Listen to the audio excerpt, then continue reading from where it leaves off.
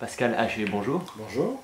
Vous publiez aux éditions L'Harmattan, Raon, chez le psychanalyste. Oui. Alors, pouvez-vous vous présenter et présenter votre ouvrage, s'il vous plaît? Écoutez, moi je suis psychologue, je suis l'auteur d'une vingtaine d'ouvrages portant entre autres sur les secrets de famille, les toxicomanies, etc. Alors, pourquoi une psychanalyse de Raon, Parce que, et certainement, un certain nombre de gens peuvent se dire, décidément, les psys mettent leur nez partout, rien ne leur échappe.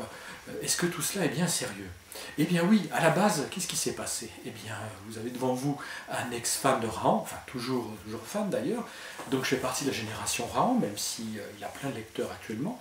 Et lorsque je lisais les aventures de Raon dans les années 70, au cours de mon enfance et de mon adolescence, j'étais frappé par un certain nombre de choses que je trouvais un peu bizarres chez le personnage, même si j'avais un amour inconditionnel pour ses aventures.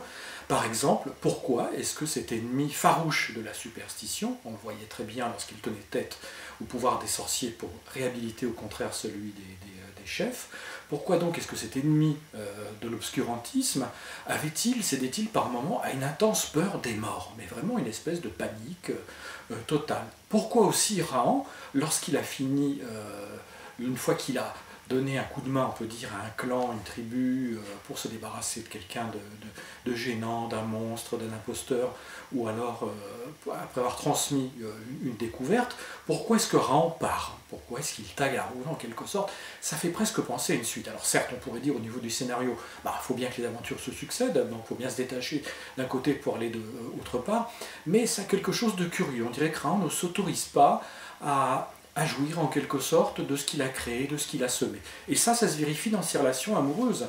Il faut attendre plus de 20 ans dans les aventures de Raon avant qu'il ait une amie, Naouna, et encore ça se passe très mal. Je veux dire, elle sent qu'il a besoin de nostalgie, qu'il est nostalgique, qu'il a besoin d'ailleurs, etc. Et donc à un moment donné, elle s'écarte du clan où il séjourne pour le laisser partir à l'aventure. Alors lui est très désespéré, la cherche, etc.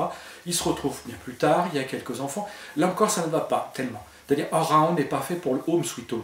Alors pour un psychanalyste, il y a à manger là-dedans, surtout lorsqu'on découvre en filigrane, à la fois à travers toutes sortes d'indices et aussi parce que le scénariste nous donne quelques informations peu à peu, au compte-gouttes, et bien que Raon est travaillé, le psychisme de Raon est travaillé par un secret de famille qui tourne autour de la filiation, et Raon est inconsciemment marqué par des expériences d'abandon qui ont touché ses parents adoptifs, d'ailleurs on n'apprend pas tout de suite que Krao est son père adoptif, ainsi que d'autres personnes, mais ça on le découvre, il faut 30 ans pour que le scénariste l'écureux veuille bien en parler au lecteur. Donc voilà, en quelque sorte, le psy a pu avoir quelques éléments de réponse, si vous voulez, à ces interrogations d'enfants, et tout mon souhait le plus vif, c'est que ce plaisir puisse être partagé par les innombrables personnes qui lisent Raon.